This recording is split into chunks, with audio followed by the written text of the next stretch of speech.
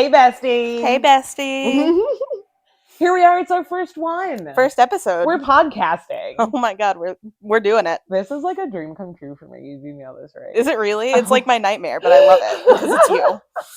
No, like I listen to exclusively podcasts in the car. I listen to all kinds about like TV, about history, about medical history and science, and I mean, I love podcasts. It's just that's why you're my emotional support extrovert. it's true. That's why this is great.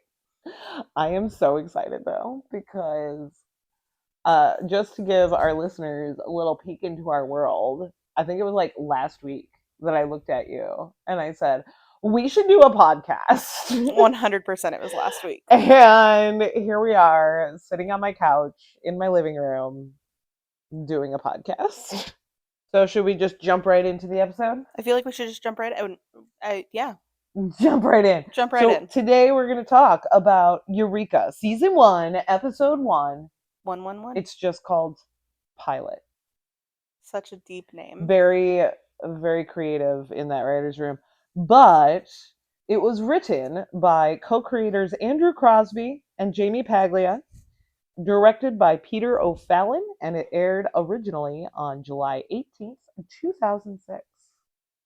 So we're going back. We're going back. It's nearly 20 years, yo. Yeah. That's a long time. So did you watch this when it was on TV? I did not. I don't remember how I came to it.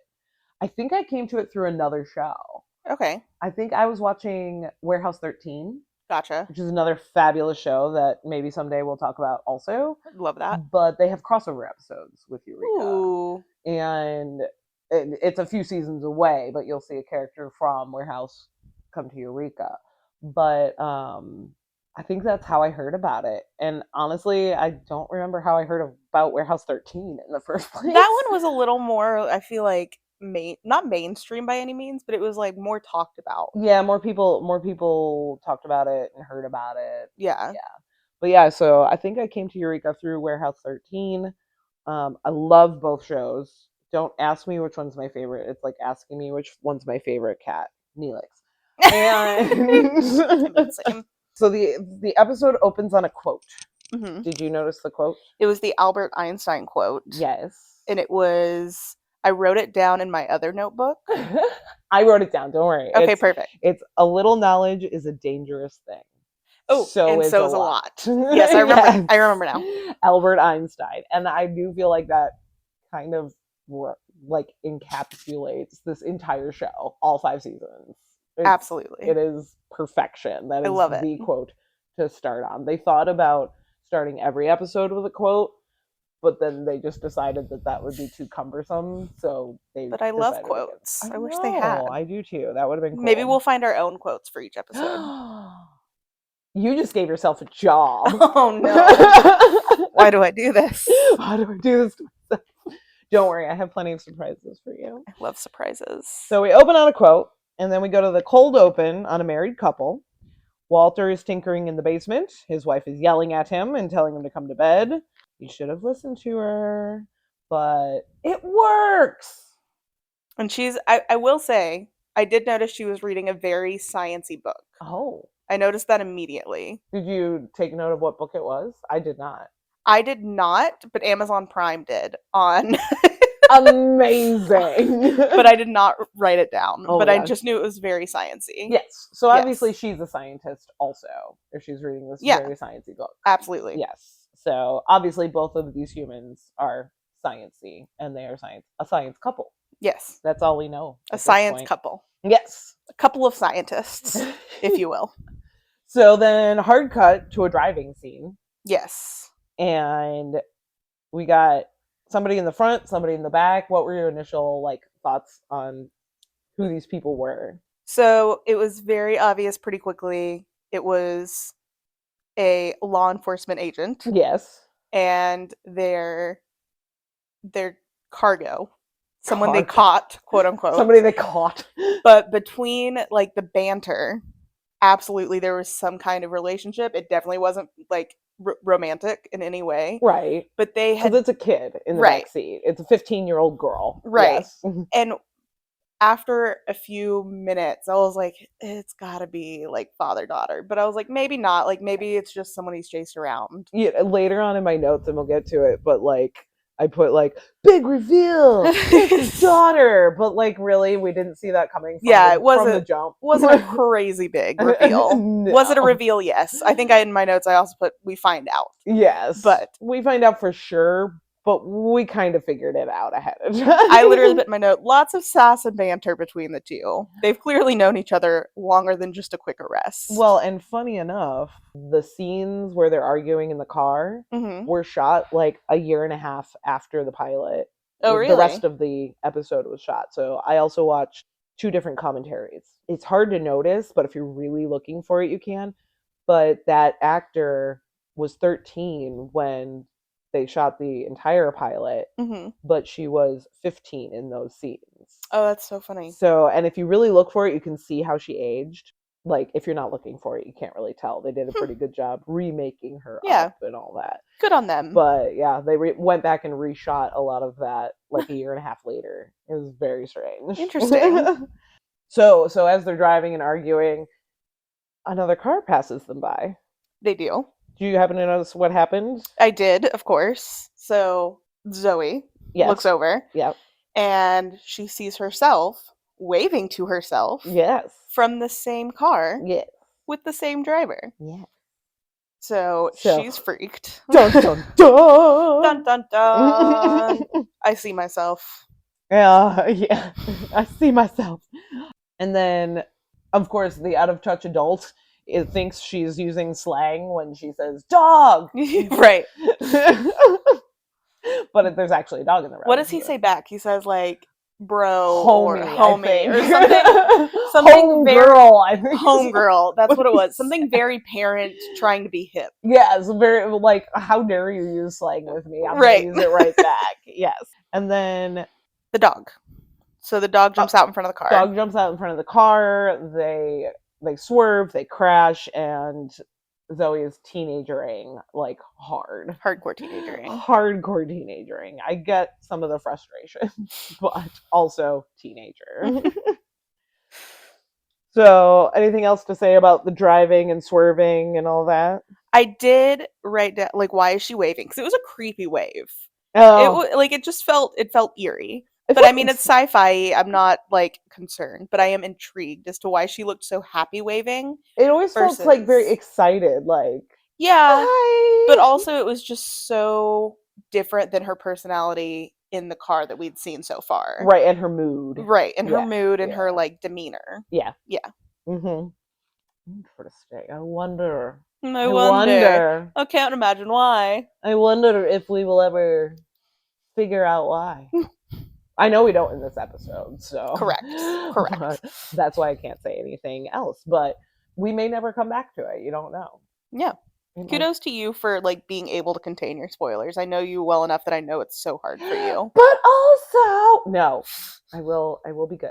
That's why I take notes, so that I can go by my notes and not be like, oh, and also in like 3 years. All right. So then we have them walking into town. Yes. She's still teenagering hard. Hardcore. And they come across a kid on a bike. Clearly super smart. Clearly.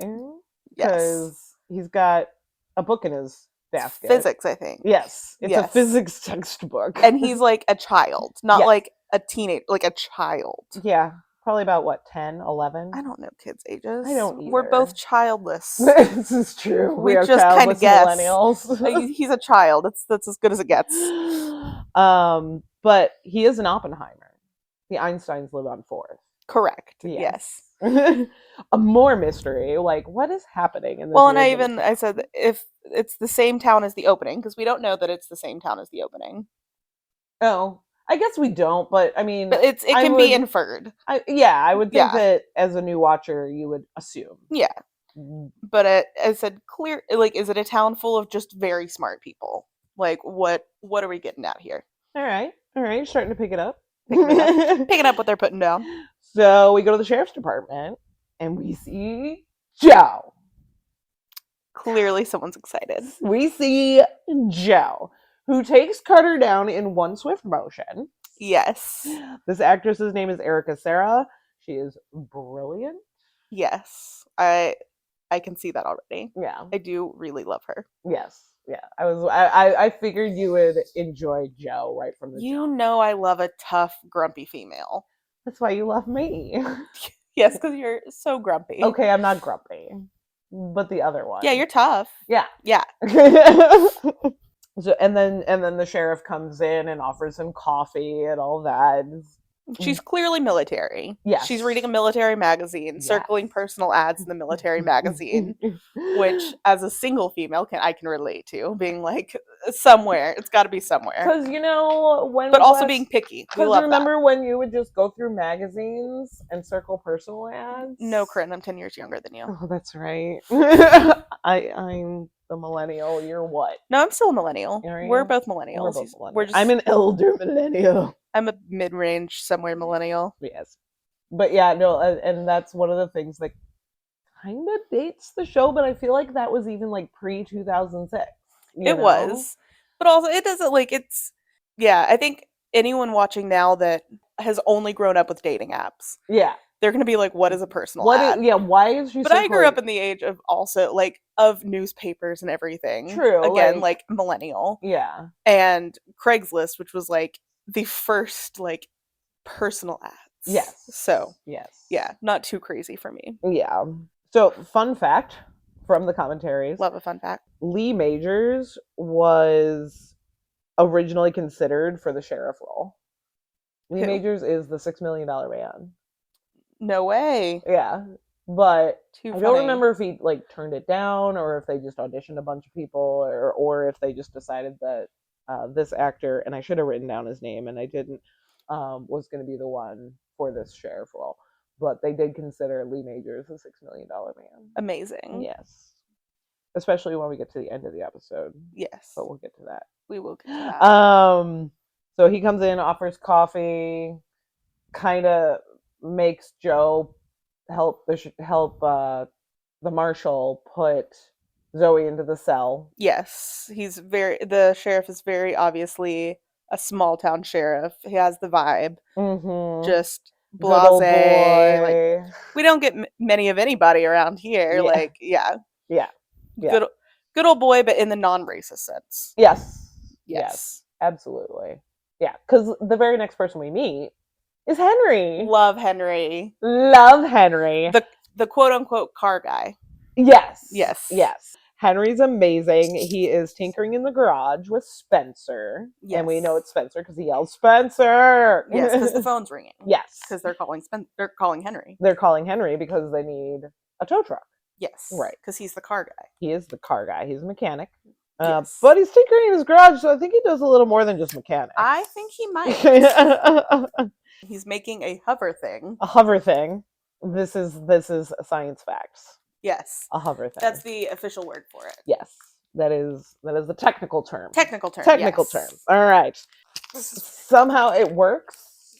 It does. He gets very excited. Very excited. There's it is some hovering. Explosions. Yes. Not There's explosion. a big well, it's a big boom. A big boom. Yes. Yes, obviously. It cuts back to the sheriff's office. And we hear the explosion from the sheriff's office. Yes. And they call Henry and he says, "What explosion?" So clearly he's known for making things go boom. Then they let him know that he's needed, but the couple from the cold open arrives in an RV, clearly to get out of Dodge. And then they go into the convenience store. And there's Spencer at the counter looking at a magazine. Yes, with the centerfold that is a strand of DNA. It's Miss DNA. Miss DNA 2005. Yes. It was 5. Yeah. Oh, was it? Oh, it was. I wrote it down. I wrote down 2003. Everything's fine. I wrote down LOL. Yes. I put funny and then that. So I also clearly thought it was funny. Yes.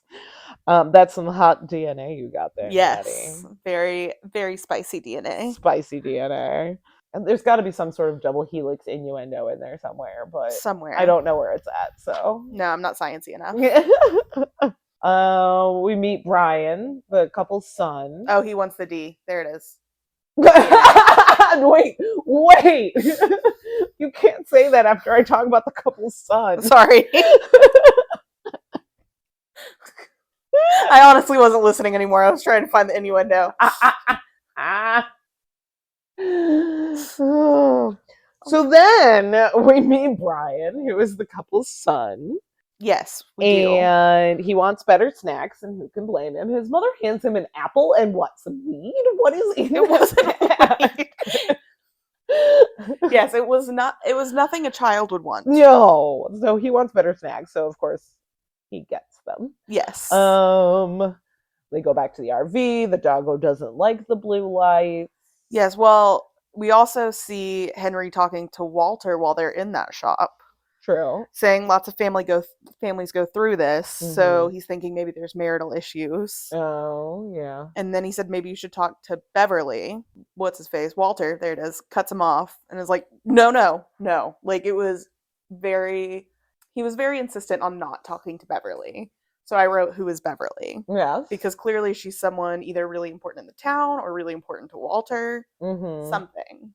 Yes. So, and then it cuts to the doggo and Brian in the RV.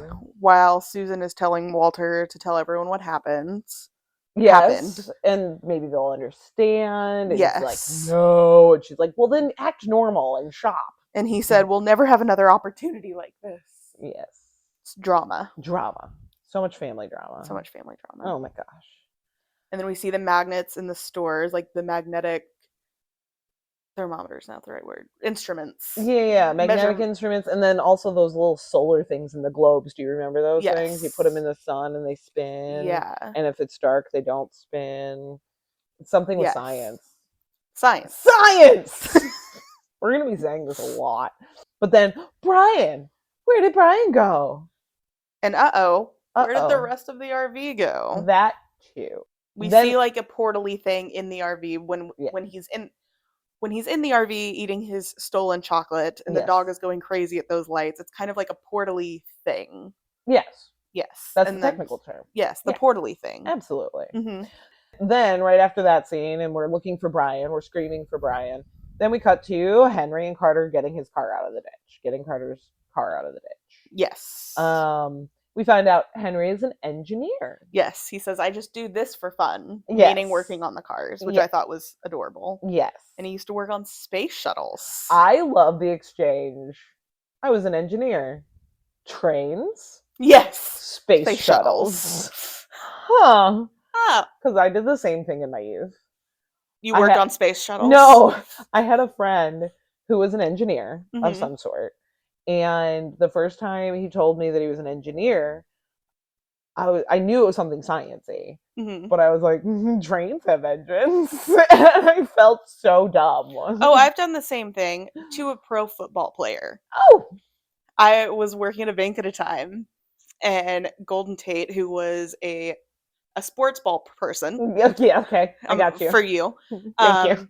On the Seattle Seahawks. Which is a sports ball team. It is a sports ball team in Seattle. I picked that one up. A good friend of mine is a fan of that team. Yes. And I love football, but I don't ever know players. They're wearing helmets. Like, how am I going to remember that face? Right.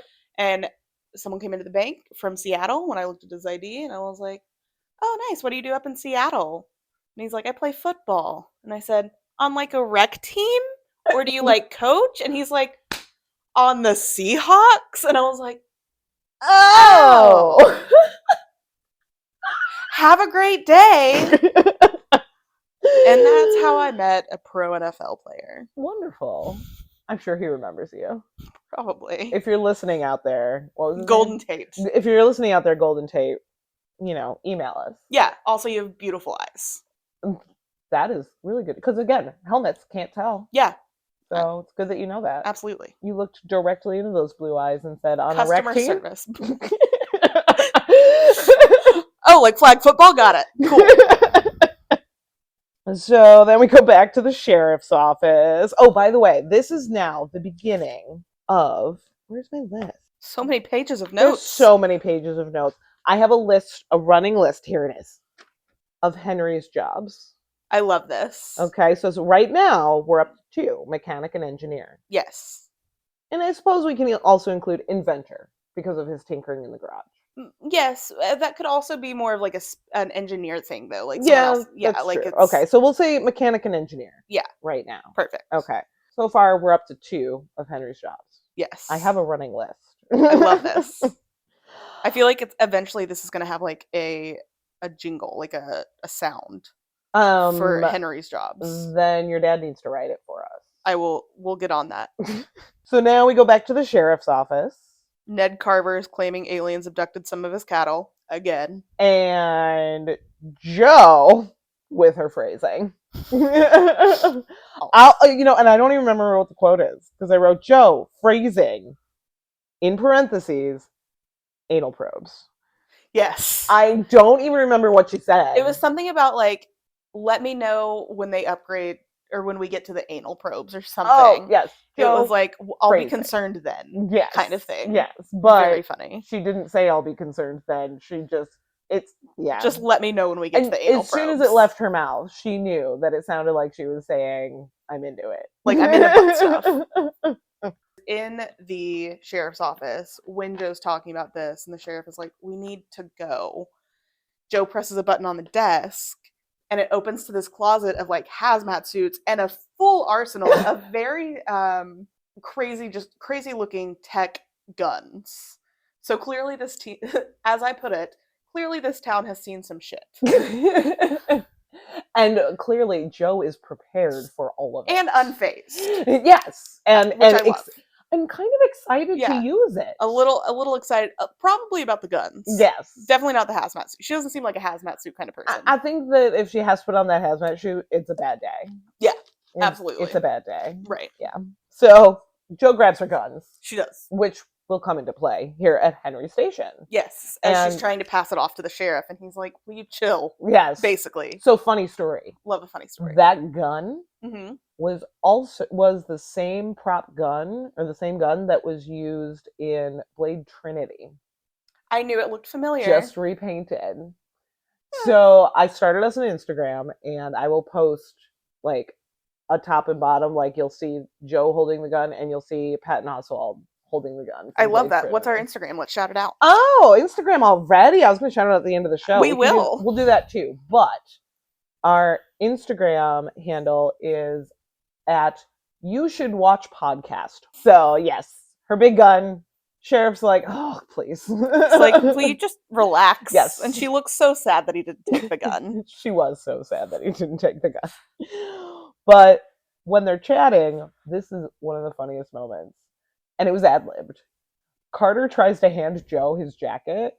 Yes. And she just watches it fall on the ground. Yes, love that. Like, she is not here for any this shit. She's like, excuse me, who do you think you are? Excuse me, I don't know who you think I am, right. But I'm not your jacket holder. Thank you very much. So they're all, they go off and they're starting the search party, and Jack just, takes it upon himself to just go inside the crime scene, inside the RV. Just casual. I'm a Marshal. I'm a U.S. Marshal. I'm a U.S. Marshal. As he puts it later, the United States is my jurisdiction.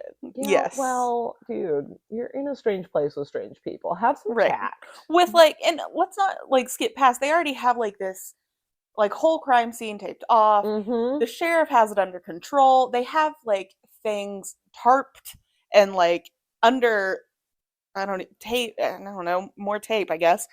But just blocked off. They know what they're doing. No one looks concerned well, what do I do now? He's just like, I got this. I got this. Now, granted, yes, we have experience. And yes, it does work out that he did it, but still. And he has no idea that there's a lot that he doesn't know. Mm-hmm.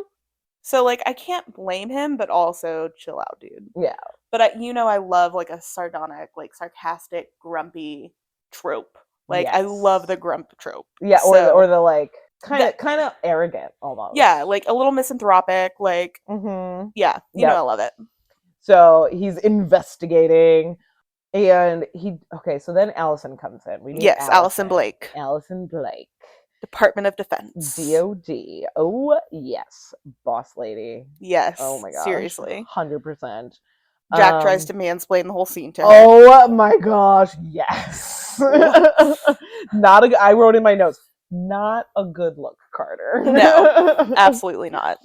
But it does. This whole scene does show his observation skills. Yes, it does. Knowing that it's not blood, it's chocolate, and then. But also, why are you licking random chocolate? Like, you may be confident, but like, let's not. I knew you were gonna be grossed out by that. I mean, you're not the doctor. Like, don't just lick chocolate. Like, it's. We live in a post-COVID world now, I but in even 2006, before, no. I've never once seen melted chocolate in my house and been like, I should lick that. And that's my house. That's my chocolate. Like, let alone a chocolate. Because you know what else chocolate looks like? It doesn't surprise me that you have, though. Like, and I love that about you. And I love that about you. And this is why we balance. Oh. But yeah, he figures out, and then, he's all smug and going, oh, and it's this kind of chocolate. And how do you know that? Candy wrapper in his hand. Got it right here. Observation skills. And then, of course, Brian is a little shit. Yes. Because he's hiding in the RV. Well, I'm sure he thought he did something wrong. Because the RV is missing. Yeah, but when they open the lid, he's just grinning at him. He's like, hey. Hey, what's up? He's a little shit. Yes. Okay, yes. First he's stealing from the convenience store, and now he's hiding when everybody's screaming his name. Correct. Clearly his mother is worried. Yes. And he's still just hiding. Well, he was enjoying that chocolate. Apparently. All over his face. All over his face. All over the RV. Yeah. How much, was it liquid chocolate? How much did it melt in his hand? Was it like 1,000 degrees in the RV? Maybe he has a fever? So later, am I going to learn he's like a radioactive child? He's just melting. No comment because no spoilers. Perfect. But, so Brian's a little shit. We know this. And then we meet another character. Jim Taggart. Taggart. Love Taggart. I love everybody on the show, almost. Okay. I love most people on this show, most of the characters. But yes, we meet Taggart. Wilderness guy. Right off the bat. Yep, absolutely. Yep. He shows Henry the cows. He does. Which originally I wrote, why fake cows? And I realized it's just 2006. Yeah. Yeah. Yeah. Because I was like, why are these fake cows singed? And I was like, oh, they're supposed to be real cows. Yeah, they're real cows. Got it. I noticed that later. Yeah. But, so here's the fun little tidbit I have about Taggart's character. Love it. Matt Frewer plays Taggart, and Taggart is Australian. Yes. Which is the reason that Matt Frewer was interested in the role, because he wanted to play an Australian. Is he Australian? He is not. Just on his bucket list of characters he wants to play? Yeah, he wanted to do the Australian accent. And for this entire episode, they did everything with him in both an American and an Australian accent, because they weren't sure if they were going to keep him Australian. Ooh, that is a fun tidbit. And it was really hard, really tough, because they had to do everything. Yeah, that's a lot of takes. Double. They were like, is the accent good? Is the accent bad? And then they brought in dialect coaches from Australia, and they're like, no, it's a great accent. So they kept it. Amazing. Yeah. Love that. So it is a good accent. I think there are times where he slips a little bit, but for the most part, he does a very good job. So glad that he stayed Australian, because I don't think he would have stayed on if he didn't get to do that. So interesting. Well, I mean, that's just me speculating. Right. Total speculation, because who doesn't love an Australian? Right. And it adds to the whole wilderness vibe, because I mean, it just Steve Irwin, yeah. Oh yeah. You think Steve Irwin, now you think of Australian people, Outback. You're like, oh yeah, they're wilderness people. Yeah. They can survive. They have crazy they have a lot of deadly animals. They're gonna be good. It's true. We find the rest of the RV. Yes. Oh, did we skip over? Oh yeah, that's what that one is. We find the rest of the RV. Yes, the doggo is singed.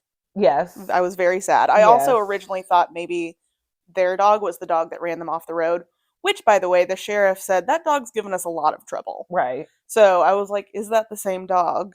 Right. But at that point, we don't know. Well, we do, because it was honestly, if you look at it, it's a totally different breed of dog. Well, okay. But you only saw the one that ran them off the road in the dark, in the rain. Yes, and I was very distracted by the waving. So then we have Allison tells Carter, I have a place you can stay.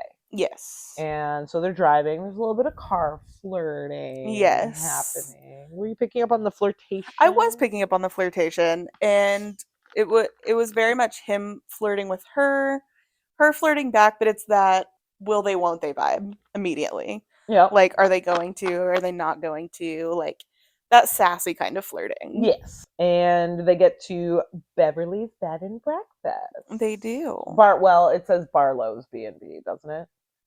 I think so, yeah. Yeah. Because it's Beverly Barlow. We see a chopper. Yes, fly away. Yes, and it is a presidential chopper. Mm-hmm. Has the seal. And we meet Beverly. Yes. Redhead. Yes. I love a redhead. Automatic. Like, it felt like when you meet her, you're like, there's something there. Yeah. Like, she's important somehow. Yeah. Yeah. Well, she owns the B&B. Yes, and we've heard her name before. Yes. And she says something about her clients. Yes, and then she says, discretion. Guests. Sorry, except guests. Yes. She says, my clients. I mean, guests. Uh-huh. Which, you know. Yes, and she's very flirty the whole time. Oh, absolutely. Very in your face about it. Yes. And when she notices his wedding ring, she asks if his wife will be joining. Yes. And he says, no, we're separated. First question out of this woman's mouth. Was it the sex? Right. She's clearly very comfortable with her sexuality, which, I mean, go off, queen. Yeah, I mean, it's true, but I mean, I'm a very extroverted and I say what's on my mind kind of person. My first question to someone is not, did your wife leave you because the sex was bad? 100%. Yeah.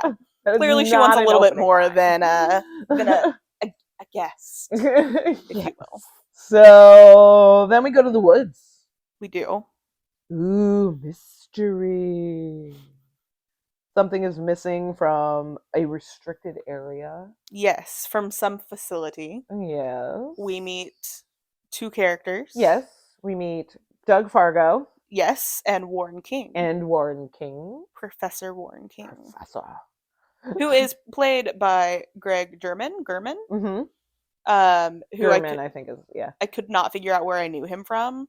And I was like, oh, it's probably other sci-fi stuff. It was Grey's Anatomy. Yeah. He plays the exact same character, by the way. Oh, really? Like, okay, arrogant. As far as I can, yes. Yeah. Arrogant, but, like, good. Like, has a reason to be arrogant. Yes. Exact same character. Okay. So the more I get to know him, I'm like, oh, it's literally the same person. Got it. Got it. He has a trope. He's been in other things, too. I think was he in Ally McBeal? I could be wrong. That's not something I've seen. I'm going to have to look that up. I don't know. But I can look it up right now. He's had a lot of he's been in roles. a lot of stuff. Yeah. As I was looking up actors. But I think Grey's Anatomy is probably what he's most known for. Absolutely.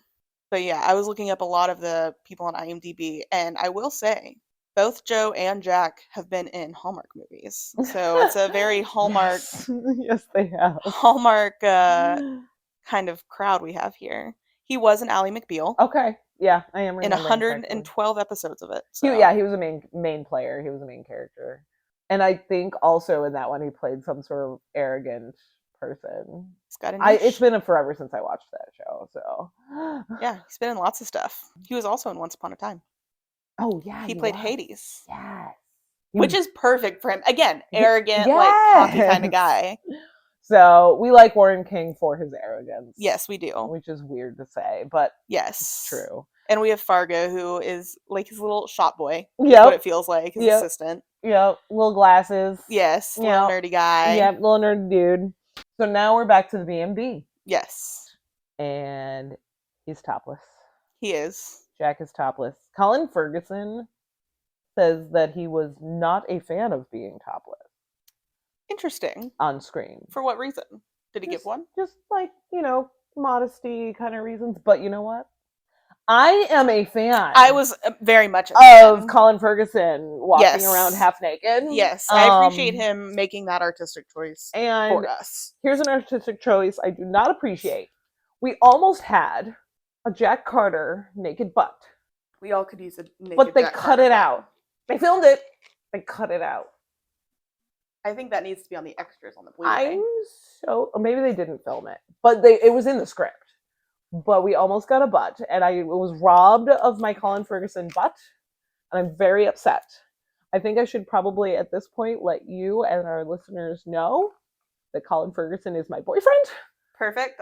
Imaginary boyfriend. Vince knows. Excellent. That's your husband. Yes, Vince is my husband, like in real life husband. But he knows of my deep abiding love for Colin Ferguson. I noticed you got a side eye as he walked out with a little smirk. So I love him in this. I love him in another show called Haven. I really want to buy Maytag appliances. He's in those commercials. no. Perfect. No, I love him and everything he does, and just that smile is. It's a good smile. Everything. And the Colin Ferguson butt was viciously taken from me, and I'm very upset so about it. sorry for your loss. For our loss. Yeah. Honestly. It's a good butt. But we did get him walking around half naked. Yeah, we did. And I'm okay with that. Walking right past a sex therapy book. Yes. Which is lovely. Yes. The other interesting fun fact I have about these scenes, Deborah Ferrantino plays Beverly. Okay. And she actually has a degree in molecular biology. Wow. Yeah. Interesting. So she's actually an actual legit smart science person also. She does sciencey things. She does sciencey things. And they said that she was a kind of a good consultant on the show also when it came to some of the sciencey stuff. We love that. Yeah. We love ladies in STEM. Yes, absolutely. So she lets him borrow her car. He's clothesless because she brought his clothes to be cleaned. Yes, because she smelly. Was stinky. Yeah. Yes. And she lets him take her little solar car, yes. which he's obviously so thrilled about. It is in actuality, that solar car is a golf cart. I can believe that. It was very that's small. Why it's very, very small. They were originally going to use a smart car. Mm-hmm. But then Smart Car found out how the joke was how small it was. And they pulled the permissions. Interesting. Yeah. I mean, we have photographers that have a smart car. We do. So yeah. It holds stuff. It does. Feel free to sponsor Smart Car. We believe in you. Yes. Smart Car's still around. That's a good question. I don't know. If they are, they need more marketing. Yes. So, weird science happening in the town. He sees, like, two weird scientist guys just being creepy. You know, he sees, triangle bubbles. Yes, the 20-something girl playing with pyramid bubbles. Love that. It looks like maybe clones. Identical guys, yep. Playing, and it, not just chess, it was like the crazy, like, I can't remember what that level of chess is, where it's the 3 different boards that all make one board. It's like a special, I don't know. But there's 4 of them playing. Yes. So, yeah. You gotta have all the sides. You got to. So, yeah, just driving around, seeing all the weird science. Yep. Weird science. And then we get back to the sheriff office, where, this is my note. Zoe, you are not exactly smashing the patriarchy with, quote, some guys wouldn't like the tough girl image. Unless you're into chicks, and that's okay too. Right. Is this supportive? Like, I feel like it's trying to be inclusive. Not very well. Yes, correct. It's trying to be inclusive while also keeping gender norms. It's like, oh, if you're gay, cool, be gay. Yeah. But like, also, but we're also if not you're talk straight, about it. be a lady. Yeah. Like, which I'm like, kind of not here for. Right. But again, 2006. 2006. Yeah. Well, that wasn't. I mean, it was 20 years ago. Yes. But I was out of college by like 2006. Valid. Okay. Legal. I mean, but gay marriage wasn't legal back then, so we still had a long way to go. We did. We still do. Obviously, yes, but absolutely. Jo doesn't seem to think this is very supportive. She does not. We do learn that she is past military. Yes. Previous. She Army. And in my parentheses, I put obviously. Yeah, obviously. Obviously, she was military. Special Forces. Oh, I missed that part. I'm pretty sure she said Special Forces.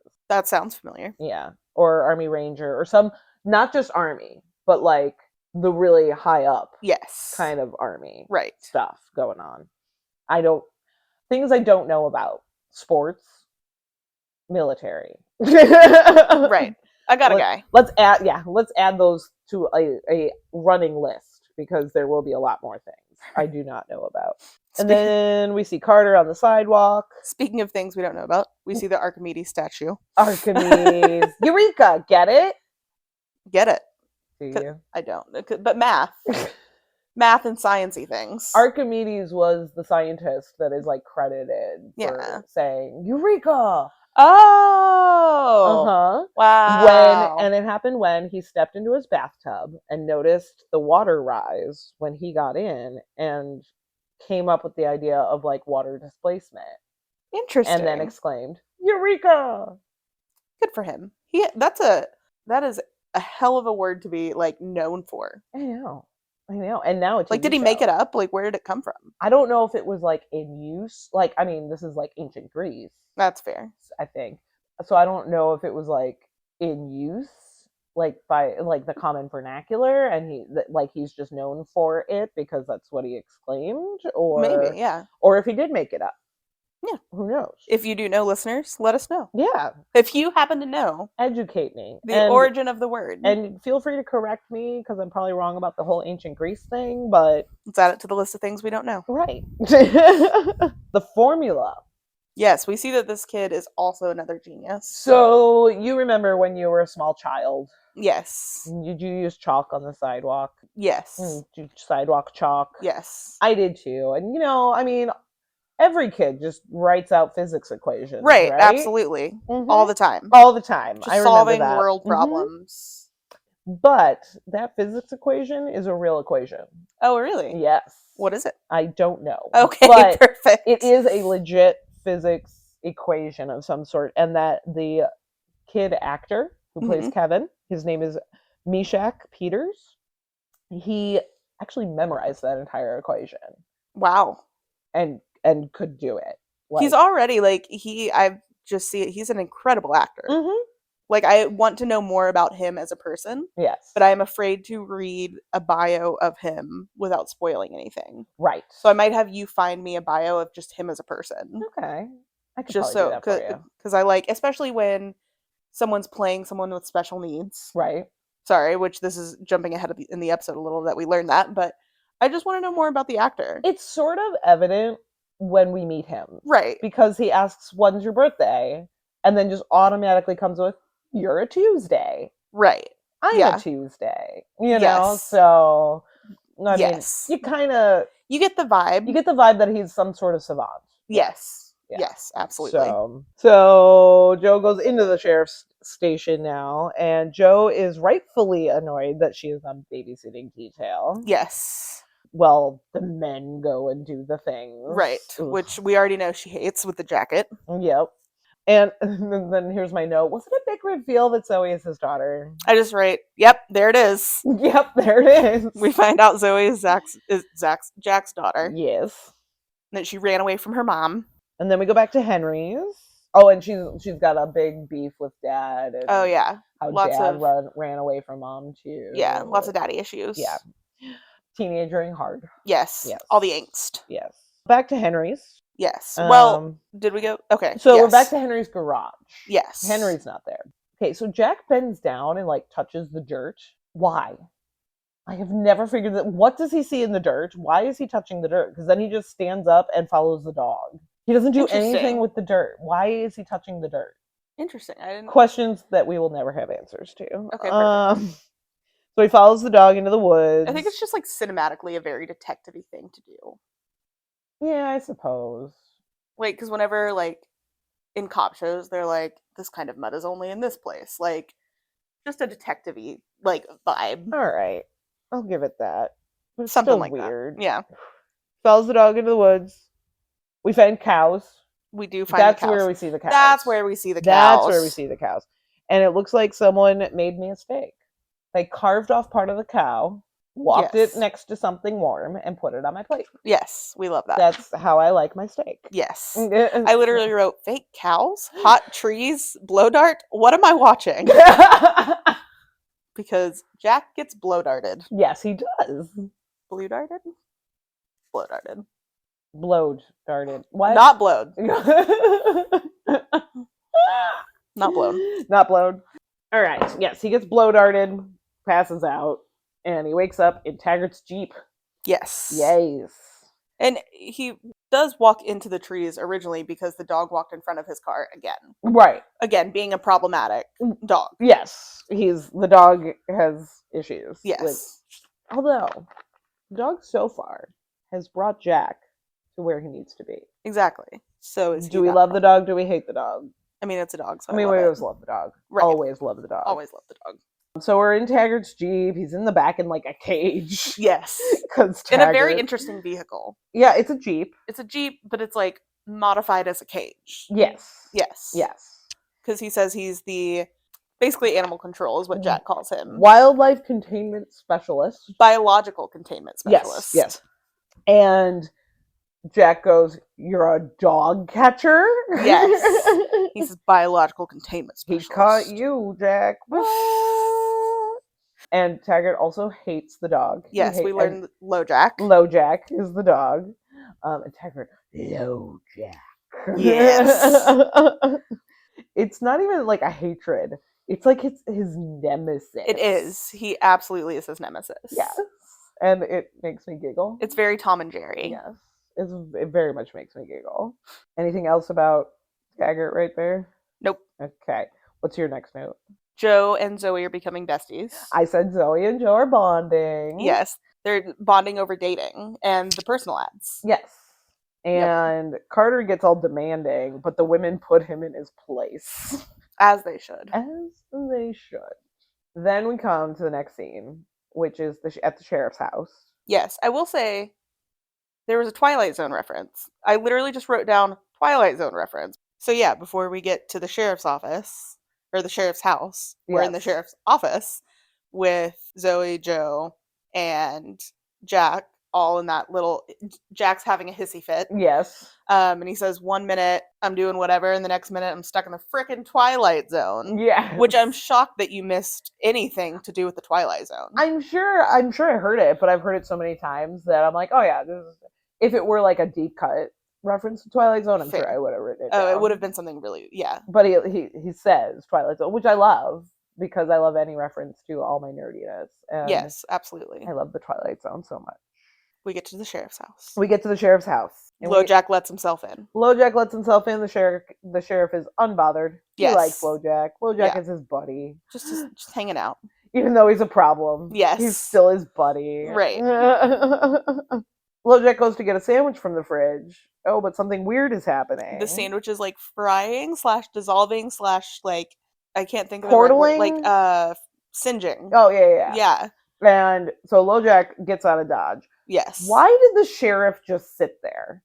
He's just sitting in his chair. Yeah, very good question. And he's getting dragged toward this hole in his house. Right, he's not trying to get away at all. I don't understand. No. But there's like electric sparks and the big hole in the ground. And I understand at one point he's like being sucked towards the hole, so maybe he couldn't get up at that point. But why would you not get up like when LoJack got out of Dodge? Right. You know? But whatever. He gets partway sucked in, and yeah, you see his leg getting singed off. Yeah. And we're not sure if he's dead or alive. Right. Allison arrives and holds him, and that's all we know about that. Yes. We get back to the sheriff's office. We find out he's not dead. We find out the sheriff's not dead. He is in critical condition. Yes. And Taggart is pouting about his Jeep and how Jack yes broke his Jeep. So funny. Dude, the comedic timing, the comedy on Taggart's face when Joe says, "We can build it again," and he goes, "Not as good." And he so pouts. He's so sad pouty about it. And then they decide to bring Carter into the fold. Allison decides that since the sheriff is out of commission, Carter's going to help them. We could use his skills. Because, Joe's not enough. Growl. Sounds a little salty about that. But whatever. I feel like Joe might kind of be okay with being deputy though. Like she has that like vibe of like, I'm here to take care of business, but I don't want to be like the point person. Possibly. At least that's the vibe I'm getting in the first episode. I don't know. Well, true. Like I will take care of business all day long. Yeah. I will do whatever. But like, let me just live my life, bro. Okay. I can see how you could pick that up. Yeah. All right, so then we get to global dynamics. Global dynamics first. He has to sign an NDA. We don't know Yes. why. Yeah. And then they like take scans of his retinas and it hurts his poor little eyeballs. Well, also, we go over the bridge Oh yeah. after he signs the NDA. Yep. And he's freaking out because that bridge is very broken. Very broken. Very gone. And as he is stressing, Yep. they drive right through a portally facade thing. Again, the technical term. Yes. And we notice it is mega security and a disguise. And then he has the retina scans and all of the scans. Oh, and Allison laughs at him for freaking out. Which Absolutely. Is awesome. Right. We love that. So he goes through all the security stuff, and can we just talk about how terrible the Global Dynamics logo is? Yes. It's awful. It is. This is the worst, and I hate it. Oh, it is. Isn't Is it Comic awful? Sans? Like, yeah, is it Comic Sans? It's like pieces of Comic Sans. So bad. Yeah. It's just bad. I don't know if my mic is picking this up. I'm secretly running this on my computer as we're talking. Luckily, that logo will change. Perfect. I will give you that spoiler. The logo will change. Excellent. We find out that Einstein started Eureka. Yes, in World War II. Yep. For science. For science. Yes. And I wrote down that it was started during World War II. Mm-hmm. When Einstein realized our future was in the hands of scientists, not soldiers. And I thought that was a pretty cool line. I like that. Yep. And that Truman created it as a haven for the world's greatest thinkers where they could live and work, which answers my question about a town just full of smart people. Yes. So, yes, absolutely. yes, it is. So we learned that most scientific breakthroughs in the last many decades have been at Eureka. Yes. In Eureka, I should say. Yes. And then we're introduced to Professor King again. Yes. Astrophysicist. And I said, random samurai scene is random. So random. So random. Like, why? Okay. Like, there's no reason. No. There's zero reason for this scene. Zero. Except to have problematic cultural appropriation, like... Right. There's nothing. Let's just cut that scene out of our brains. Well, I mean, it kind of humanizes the professor a little bit, I guess, just to give him like a hobby, like a hobby, literally a hobby. But I am pretty sure, the camera that he looks at after. Yes, the adorable little point and shoot. I'm pretty sure I had that. I'm pretty sure I did too. Yeah, I think that might have been. I think it's a Sony Cybershot. I think it's the first digital camera I ever used. I think me too. I think it was actually my grandmother's, and I think that's how I did a couple like projects, and I felt so cool for using a digital camera. Yeah. It's like 1 megabyte or yeah. And it had like if that. You put in like a 28 megabyte memory stick. Absolutely. Yeah. Yes. Oh, for those listening, we're photographers, so we're gonna geek out a little. Oh yes, absolutely. But I'm pretty sure I still have it. I love that. I'm pretty sure it's in that room right over there. Yes. Fargo is being all cryptic. Yes. That's all I have for that note. He is very much his character of just like this arrogant, science-y guy. He was walking down these stairs, right? Yes. To come meet Allison and Jack, and he says, Swaggering. quote, everything, life, the universe, I intend to find out. Very, But wait, I have the answer. 42. Does he say that? No. Oh. That's me saying, okay. I have the answer for you, Professor King. I was like, how did I miss this? Everything, life, the universe, I intend to find out. It is 42. Indeed. Now you come up with a question. And he did. And he did. Show's over. We did it. No, we solved it. Solved it. It's done. But yeah, he's being all arrogant and swaggering all over the place. Yes. Kind of trying. It feels like he's trying to flirt with Allison. Yes, but absolutely. She's kind of having none of it. None of it. Not even kind of. Just none of it. Yeah. Do you have any other notes for this scene? I do not. Okay. Because then they're back in the car and he says something about really got to start wearing my seatbelt. I'm like, yes, Carter, please wear your seatbelt. Right. Seatbelts save lives. He sees Zoe in the diner, and so he runs in. Yes, this diner that can get you anything you want. Anything. You got it. You want it, I got it. Yes. Vincent. Yes. Vincent is our diner person. Owner. Chef. Runner. Human. Yes. Yes, we love Vincent. He is also the town gossip. Yes. Okay, so and when he sees Zoe, Zoe talks about the patriarchy and feminine power. Is she learning? Question mark. Maybe this time with Joe is helping her. Yes, maybe she's growing. Yes. I mean, okay, But did she so already hate the patriarchy? Because in she did have the whole like punk vibe. that's true. But she does make that comment about guys don't find it feminine or don't. That's true. She's also, we got to give her some slack though. She's 13 in this part of the show. Yes. Like, I was not a full human when I was 13, so I was not either. I'm barely a full human now. I mean, Bold of you to assume. We love Vincent. He's the town gossip. That's my note there. And then we go to Allie's house. We do. We do. I wrote Carter again sees something big, something that the big brains didn't. So because he ripped the map off the wall. Yes. And he says something about pattern recognition, things Right. that Professor King was talking about in his work. And he's like, look, you've got this thing and you can recognize this pattern. Right. So let's, and he's like, oh. And we couldn't do that. That's too simple. That's, yeah. Or like, it's almost as if in his brain he's going, why didn't I think of that? But he can't say it. 100%. Yeah. Which we'll talk about for the next episode because I did watch the second episode. So Good. So something that you'll find fun from the commentaries, Colin Ferguson hates the shoulder harness for the gun. Oh, I find that especially funny. Hates it. Unlike Maddie, he prefers the belt. But he hated every second of that shoulder harness. That's so funny. Yes.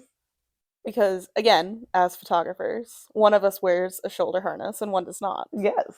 I am the strapped up photographer. Shoulder harness. Looks like you've got a holster going on. I do. Yeah. I do feel like the guys may look a little club scene-y. However, I feel like when girls wear it, I just feel like I should have a blazer over it. Yeah, absolutely. You should. Yeah. You should wear a blazer over it. No, because that would get all caught up in the camera. Yeah, it would be too tingly. Stuff. At Allison's, we learn more about Kevin. Oh, this is true. Yeah, we learn that he is autistic. Yes. And he doesn't usually talk to anybody. He doesn't really talk to anyone, but he did talk to Jack. He did. So Allison and Jack bond. Yes. And then I wrote, am I sensing a love arc? So we will see. So then we get back to Cafe DM. Yes. And we feel rumblings. Yes. And things are happening. And we know what this means. We've seen it a few times in the episode. Yep. The newest portally thing. Yep. Is at the diner. Yeah. And somebody gets killed. Someone does get killed. I'm pretty sure he's credited as Rock Guy. Oh, poor Rock Guy. Because at the very beginning of the episode, he's in the background picking up rocks. Oh. And then at the cafe, even, he's got little rocks that he's like trying to save. Can we get like a spin-off just about his rocks? Yeah, like just one little episode. Because he's trying to save his rocks. That's why he gets killed. He's like scooping them off the counter, and Vincent's like yelling at him to forget the rocks, and then he gets poofed. And then he gets poofed. Are his rocks okay though? R.I.P. Rock Guy. Poor Rock. And his rocks. R.I.P. Rocks. No. And then we go back to Beverly's. Yes. At this point, have we learned that the RV was in a different time portal? Or a different time, what were the words? Stream? It was, yes, a different time stream. I feel like we learned that at Allison's. Okay. Because that was in my notes. Okay. So we do learn there's time stream things happening. Yes. And I know they explain it more at Global Dynamics. Yes. But then we're back at Beverly's. We are. My note is, who is they? Yes, because Walter is clearly at fault here. Yeah. For all of the things happening. Yes, because his experiment that we saw at the very beginning. Yes. And he got involved with someone bad. Yes. Someone was coming to him and offering him a lot of things. Yes. And opportunity. And he just says they. Yes. So I also wrote, who is they? Yes. Then he rushes out of there when he sees Carter. He's like, no. Lots of scattering everywhere from him. Yes, he's very scattered. Yes. So he runs out of there, and Beverly reveals that she's the town therapist. Yes. So, and Carter says, well, if I lived in this town, I'd need therapy too. Don't we all? And then Beverly comes back with, who says you don't? And I wrote down, who says we all do? Amen. See, that's why we're best friends. It's true. Yeah. Everybody needs therapy, at the very least, at some point in their lives. Yeah. I don't necessarily need it right now, but there was a time that I went and saw a therapist and felt no shame about it. Yeah. Because I knew that's what I needed at that point. Tamara and I get into it every other week. We love it. Yeah. Love to see it. Yes. Yes. Everyone needs Shout out therapy. to Tamara. Thanks Shout for out- getting me here. Shout out to Tamara, and shout out to anyone out there who might feel like they need a little bit of therapy. Sponsored by BetterHelp. Don't you wish? I do. But yeah, like, because everybody needs it from time to time. So Absolutely. if you need help with anything mentally, just seek it out. There's no shame. None. Absolutely none. Even if you don't think you need it, maybe seek it out. Right. Maybe you feel a little nutty. Or you're just overwhelmed. Yeah, exactly. Anyway, tangent over. So Hashtag mental health. for now, I mean, I'm sure we're going to come back to that. But Always. tangent over for the moment. Did Jack and Beverly kiss? Bum, bum, bum. Bum, bum, bum. We will never know. Because suddenly it's morning. It is. Suddenly morning. Fade to black. That's a trope in romance books Right. that don't have the sex scenes in them. Right. Fade to black. Fade to black. And then it's morning. He's still fully clothed. So Yes. I don't think anything really untoward happens. But we'll never Yes. know if Beverly actually kissed him or not. If Correct. she actually got to She the does lips. hint at it. She went in for it, but She did she says- actually get to the lips before? Well, she says, before he I've never passed out? had someone fall asleep on me before. True. So was it when they were talking therapy wise? And like, did he fall asleep talking, or did he fall asleep in other nefarious activities? I don't think he will ever even know that. He looked very confused. He blacked out. Yeah. The screen went to black, and that was his eyeballs closing. So there's stuff happening. Allison says, we gotta go. So he quickly puts on his jacket. She Yes. makes a joke about lipstick on his collar Right. once we get to the Perkins house. And also, we did skip over the scene of they call a military guy. Oh, yes. The in the middle colonel. of the night. Yes, in the middle of the night, the colonel is very upset. Yes. And then we get to the Perkins house. Yes. Allison makes a joke about lipstick on the collar. Right. And she laughs at her own joke, which is cute. Love that. Love that. So do I. Laugh at all of my own jokes. I am my own target audience. Joe's got her big gun again. Love that Her gun. big Blade 3 gun. And they're looking for Walter. Hmm. Susan sends them to the basement. They find the point of origin. They find point of origin. They find this machine, and it's going nuts. Doing all the things. And you see It's like a loop. Walter floating above it. Yes, and flashes. Yes, In flashes. loopy flashes. Loopy flashes, technical term. Literally in my notes, some weird time loopy thing. Yes. Technical terms. Joe, of course, wants to solve the situation right now, and Carter says to her, "Let's not shoot the crazy end of the world machine." I feel Good like advice. very good advice. Very I feel good like advice. that's gonna be common advice given to Joe. I mean, it should be. Yes. It probably already has been, but yes.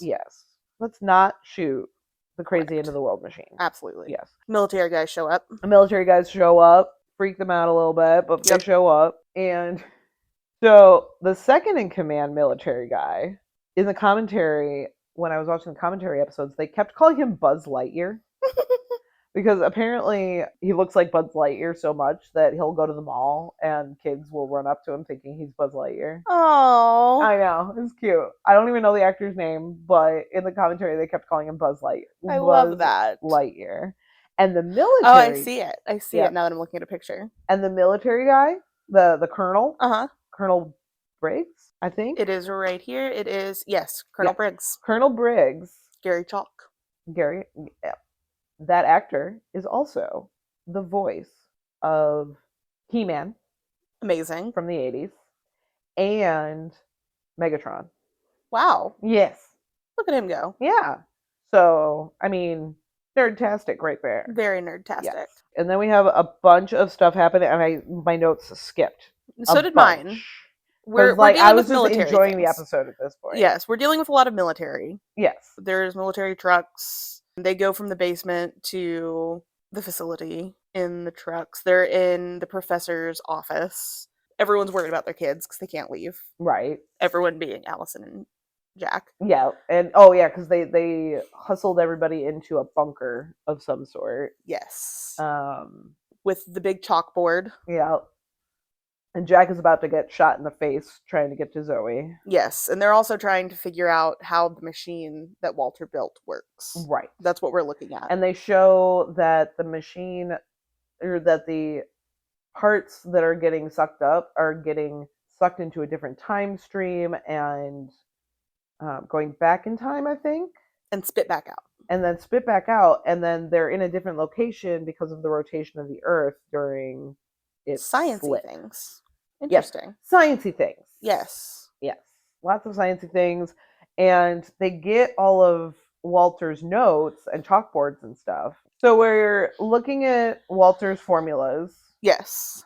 And the science. But oh no, part of the chalkboard is missing. What are we gonna do? What are we gonna do? Can't solve it. None of these genius people can solve it. Astrophysicists, but space maybe engineers. the 6-year-old can. Totally. Absolutely.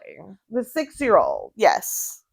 But Jack says, I've seen this before. Yeah. So is he working on the same formula? We'll never know. Maybe. I mean, we probably could know if we just went and compared formulas. But, I'm pretty sure it is. But I know nothing about physics or formulas. Sure it is, but like, if I looked at a physics formula, am I going to recognize it's the exact same formula if I see it like 2 days later?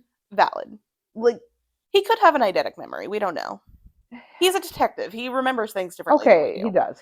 But still, he's at least seen, like, I know a kid that I've seen someone working on advanced formulas. Yeah, but like, I love how no like, oh, these geniuses can't do it, but maybe the 6-year-old maybe can. This kid can. I saw him draw shapes once. He does math stuff on the sidewalk that looks like that. He knows big words.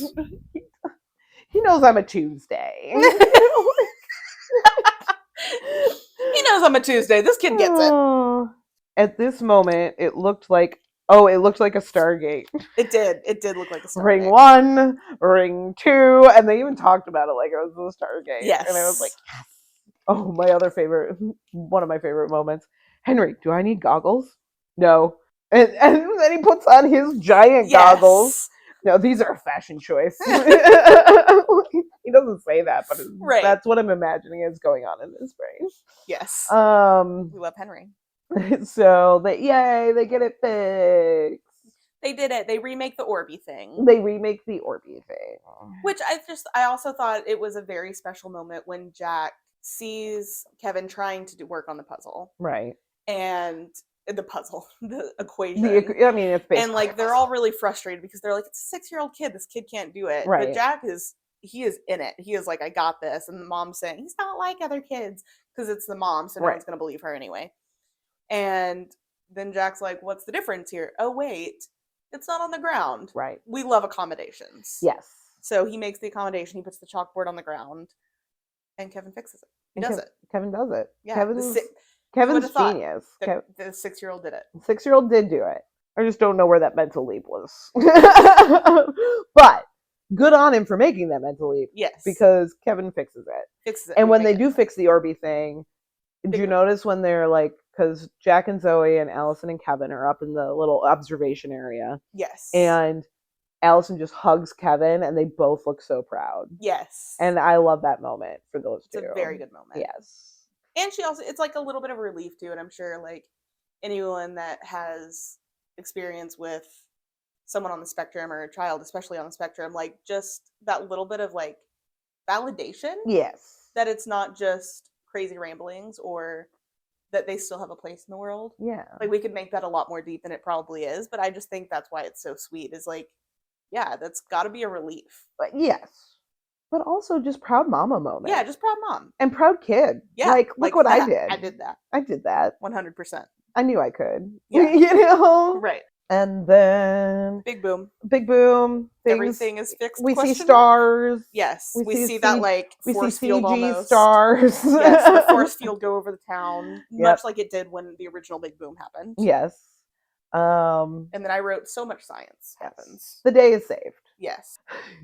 So, and then we're kind of outside of Global Dynamics, GD, and there you see Fargo come up on a Segway. Mm-hmm. Yeah, we love Segways. We do love a Segway. Apparently, there were so many Segways on set, like everybody was zipping around on Segways. But the only person to break one was Fargo, was Neil Grayston. He like ran into something or something, and Have he you ridden a legit broke one. have you ridden a Pargo? A Segway? Fargo. Have I ridden a far? We'll get to Hey. that. But no, the Segways. I have Yeah. not ridden a Segway. It definitely has a learning curve. There's a Okay. lot of like, yeah. I wish you all could see Maddie I'm and so the glad way you she can't. mimed that was quite awesome. So we see the Segways. We see the section that the amount of security that Sector 5, I think. Section 5. Section 5. Yes. How much security they have. Yes. Professor's mad because he was just in there. Why does he have to do all the scans again? Right. And oh my gosh, and that actor, what was his name? Gary Goldman. Gary Garman. He just the way he like looks at the security yeah. guard and a genius comedy. Yes. Like absolutely. just the smallest little snark and Yes. it's hysterical. Right. And the security guards after they leave just like, oh, this what guy. A jerk. Henry has fixed the car, has fixed Jack's car. Yes. And threw in a remote start for him. Do you notice that? I did. I mean, in 2006, that was pricey. I mean, yeah. Like, go Henry. He can be my mechanic any day. It's true. He could just talk to me and I'd be cool with it. I mean, He can I be do. my I want to anything, be any day. Henry's best friend. Yes. Yes. Absolutely. Uh-huh. And then we see the sheriff again. Yes. And he's walking. He is walking. He's walking because he has a bionic leg. He does have a bionic leg. Can you imagine if Lee Majors had played him? No. He would have been That a would've been $6 awesome. million man. Yeah. That just makes me giggle inside. Then, they're saying their goodbyes. Mhm. Any notes on that scene? I do not. Do you notice, though, that, like, as they're walking away, the sheriff says to Joe something about, like, you think it could work? Well, maybe, blah, blah, blah. So we don't know what they're talking about. Right. But they do. I vaguely remember that. I think at that point, again, I was just really watching. I was just watching. Yeah. Then we go back to Beverly's. Mm-hmm. At this point, we think Walter is dead. Yes. Well, I think we're at Susan's. Oh, well, yeah. We're at Susan's house. We're at the Beverly's with Perkins her. house. Yeah, but Beverly is there. At this point, we think Walter is dead. Yes. Beverly is being therapist. Not Beverly. think. Like, it's assumed. Like, everyone assumes Walter is dead. Right. Yeah, right. Walter's not there anymore. He's gone. And Beverly is there as the therapist. Yes. Making tea. Yes. And straight up murders Susan. Yep. I literally just wrote, "Oop, Beverly's evil." I wrote, Beverly is evil. Yes. And if you look at my notes, that's exactly how it reads. Evil. We see a puppy. I just wrote puppy. Puppy trying to eat flowers. LoJack loves stealing sandwiches. Yes. That's about all I had for my notes on the episode. I think I wrote, we see another one of Henry's projects blow through the roof. Oh, yes. And then that's the end of the episode. Yes. No, it's not. It's not. It's not? No. What's the end? We find Jack at his office as a marshal. Oh, and yes. He gets a letter. Yes, he gets a letter. For a promotion. Yes. Think of it as a promotion. Think of it as a promotion. And it is from the Department of Defense. Yes. And we find out that the sheriff was a major for Army intelligence all along. And Jack is the new sheriff. That's how we end. Jack is looking at... Actually, we end with the explosion at Henry's. But Jack is in the mirror, fixing up, buffing that sheriff badge. Yep.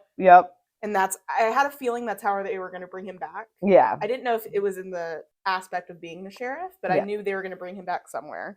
Yes. And then we see Henry's... He's kind of the star of the show. So you knew he was be back. So you would hope. Yeah. And then we see the explosion and just kind of a deep sigh. Yep. Call Henry. Yep.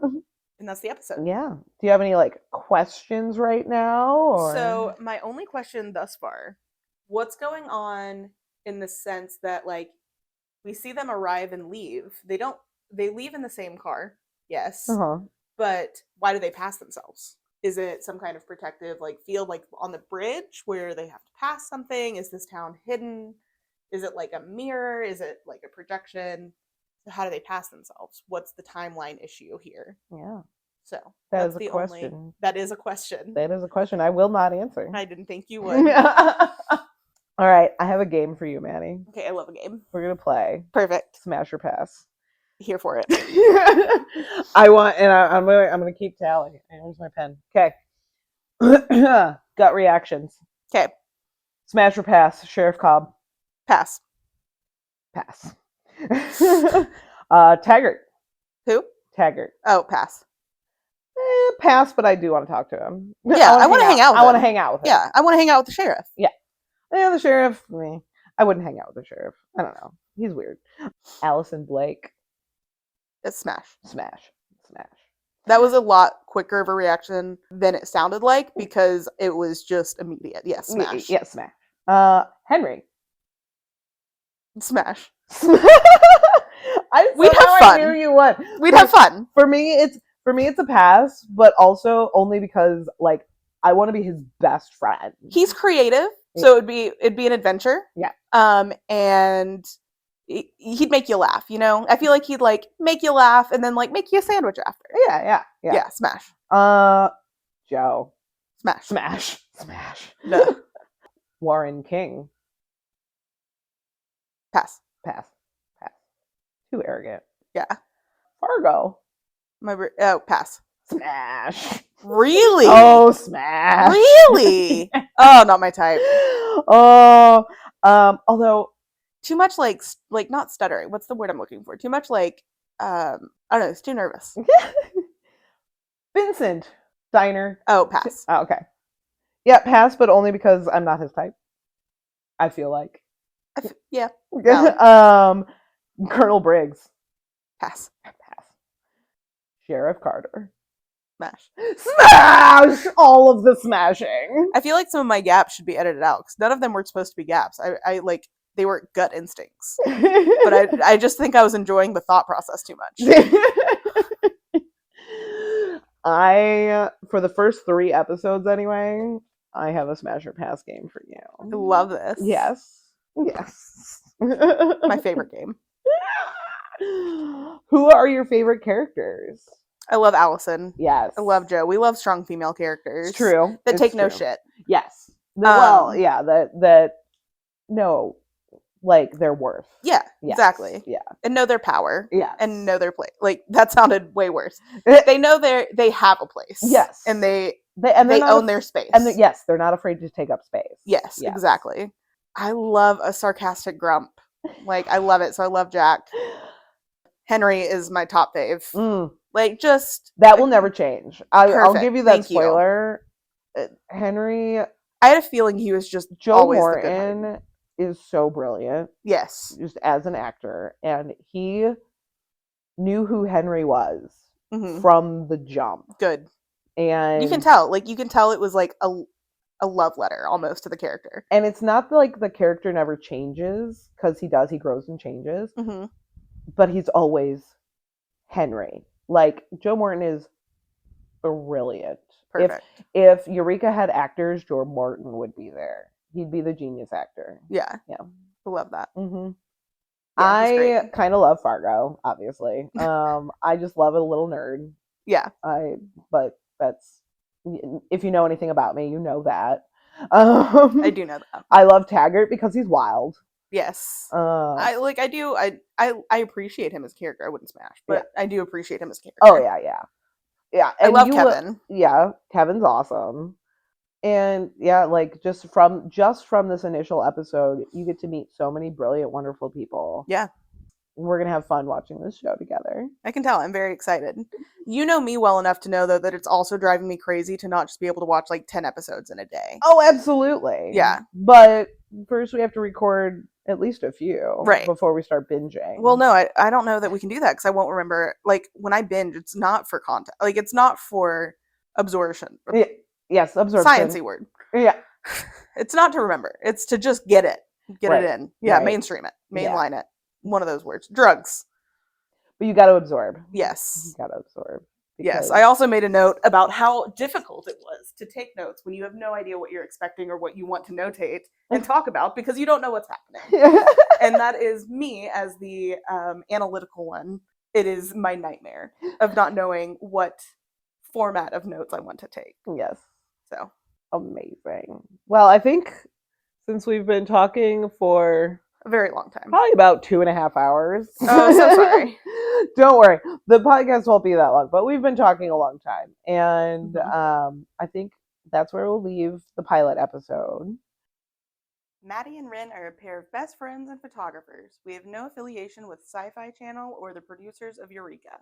This podcast is for fun, and everything we say is our own opinion and thoughts. Nothing is official. Email us at youshouldwatchpod1@gmail.com. That's youshouldwatchpod, the number 1, @gmail.com. Find and follow the show on Instagram at youshouldwatchpodcast, all one word. Find and follow Madi on Instagram at Anna Madison Photography, all one word, and find her on the web at annamadisonphotography.com. Find and follow Rin on Instagram at Rin Photo Studio, all one word, and find Rin on TikTok at Wonderin. That's WONDERRIN. Be warned that the TikTok is scattered and ridiculous and contains lots of cats. A big, big thank you to John Eric Copeland for the use of his song written for this podcast as the intro and outro for this show. John Eric Copeland is the founder of From the Moment Music at fromthemomentmusic.com. Thanks for listening. Bye, besties!